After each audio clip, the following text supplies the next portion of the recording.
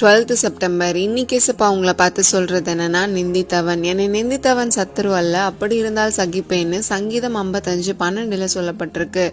உண்மையான பகைஞர்களும் இருக்காங்க, நண்பனை போல நல்ல உறவு போல நம்ம முன்னாடி காமிச்சு கழுத்த இருக்கிறவங்களும் இருக்காங்க.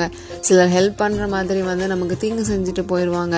ஒரு வேடிக்கையான கதை ஒன்று சொல்லுவாங்க. ஒரு தீக்கோழி சில முட்டைகளை அடை காத்துட்டு இருந்துச்சான். ஒரு நாள் தண்ணி குடிச்சிட்டு ஃபுட் சாப்பிட்டு வரலாம் அப்படின்னு போச்சான். அந்த நேரத்துல யானை அந்த பக்கம் முட்டையெல்லாம் திறந்துக்கிறத பார்த்து தாய்க்கோழி அடை காக்கிறத விட்டுட்டு எங்கேயோ போயிடுச்சு அப்படின்னு நினைச்சு நம்ம ஹெல்ப் பண்ணலாம் அப்படின்னு அந்த முட்டைகள் மேல அடை காக்க உட்காந்துச்சான். முட்டைகள் நிலைமையை பார்த்து அந்த தீக்கோளின் மனநிலைமை எப்படி இருந்திருக்கும்ல. சிலர் உதவி செய்யறது போல செஞ்சு உபத்திரவப்படுத்திடுறாங்க. சில விஷயங்களை சகிச்சு நம்ம ஞானமா செயல்படணும். ஒருவேளை இன்னைக்கு உங்களை சுத்தி இருக்கிறவங்க உங்களை எதிர்த்து நிக்கலாம், கூட இருக்கிறவங்களே குற்றம் சாட்டலாம். ஆனா ஒரு விஷயம் மட்டும் மறந்துடாதீங்க, கர்த்தர் உங்க பட்சத்துல நிக்கிறாரு. அதனால அதை பத்திலாம் கவலைப்படாம உங்களுக்கான காரியத்தை தேவ பணியை செய்ய கண்ணும் கருத்துமா இருங்க. By thoughts of Sharon. Have a beautiful day.